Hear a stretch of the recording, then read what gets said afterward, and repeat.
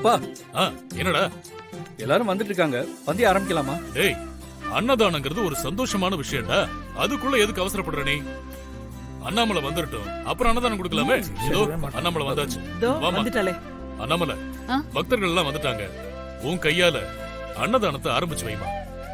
இல்ல மாமா, இது நிச்சயம் முடிஞ்சு போடுற முதல் அன்னதானம்.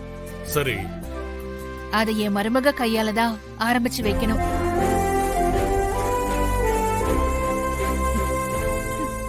அத்தை, பெரியவங்க நீங்க இருக்கும்போது நான் எப்படி?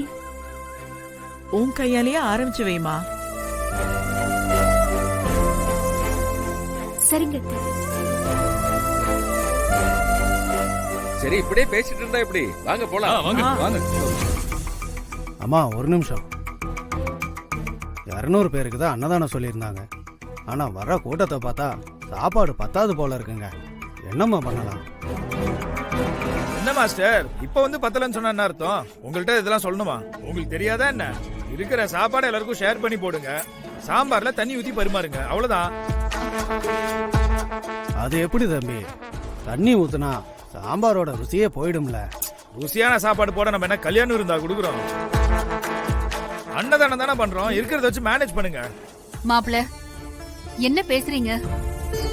அன்னதானமா இருந்தாலும் சரி, கல்யாண விருந்தா இருந்தாலும் சரி, ஒரே மாதிரி தான் இருக்கணும்.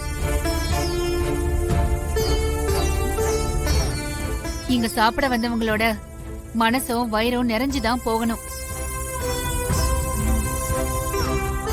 மாஸ்டர், இங்க வரவங்களுக்கு இல்லன்னு சொல்ற அளவுக்கு சாப்பாடு போடுங்க. அதெல்லாம் செய்யறதுக்கு எவ்வளவு செலவானாலும் பரவாயில்ல.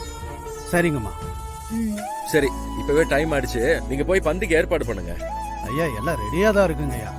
நீங்க வந்த உடனே ஆரம்பிச்சிடலாம். சரி, நீங்க போங்க, நான் வரேங்க ஐயா. போலாம். எல்லாம் தான் ரெடியா இருக்குன்னு சொல்லிட்டாங்கல்ல, வாங்க போலாம். வாப்பா, வாங்க வாங்க போலாம். உட்காருங்க, உட்காருங்க, உட்காருங்க, எல்லாரும் உட்காருங்க. எல்லாரும் வயிறார சாப்பிடுங்க. யாருக்கு என்ன வேணுமோ கேட்டு வாங்கி சாப்பிடுங்க. சரிங்கம்மா.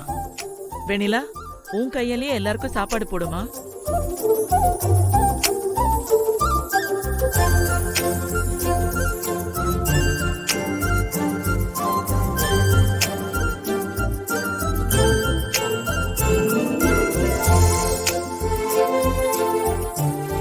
அப்படியே அண்ணாமலை அம்மா மாதிரியே இருக்கம்மா.